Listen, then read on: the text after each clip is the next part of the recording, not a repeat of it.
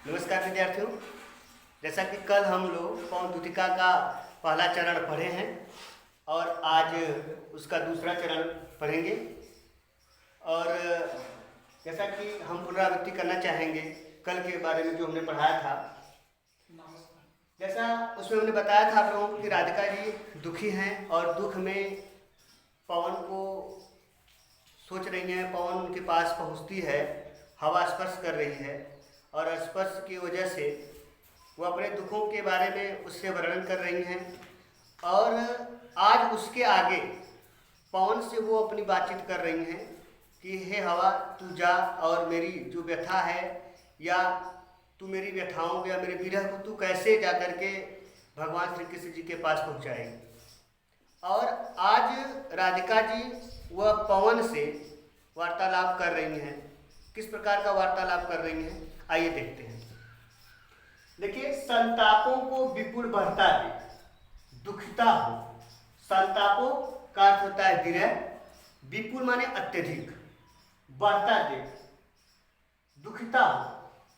तो कवि जी कहते हैं कि संतापों को विपुल बढ़ता देख के दुखिता हो। धीरे बोली सदुख उसमें उससे श्रीमती राधिका। प्यारी प्रातः पवन इतना क्यों मुझे है सताती, क्या तू भी है कलुषित हुई काल की क्रूरता से।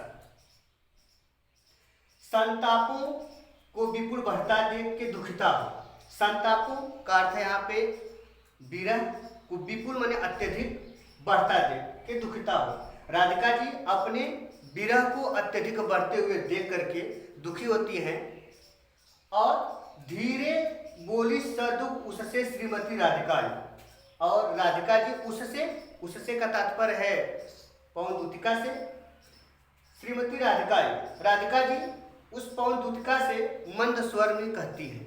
राधिका जी पवन से मंद स्वर में कहती हैं, प्यारी प्रातः पवन, प्यारी हे मेरी प्यारी बहना पवन, इतना क्यों मुझे है सताती, तू मुझे इतना क्यों सता रही है, तू मुझे इतना क्यों परेशान कर रही है। क्या तू भी है कलुषित हुई काल की क्रूरता से। क्या तू भी कलुषित, मलिन, कलुषित का अर्थ क्या है, मलिन होना या फिर यहाँ गंदा, प्रदूषित होना।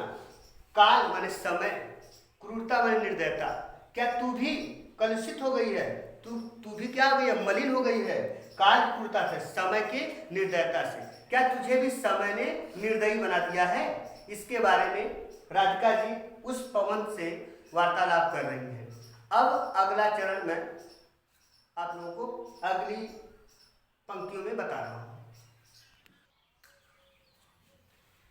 मेरे प्यारे नौ जलद से कंज से नेत्र वाले, जाके आए न मधुबन से और न भेजा संदेशा।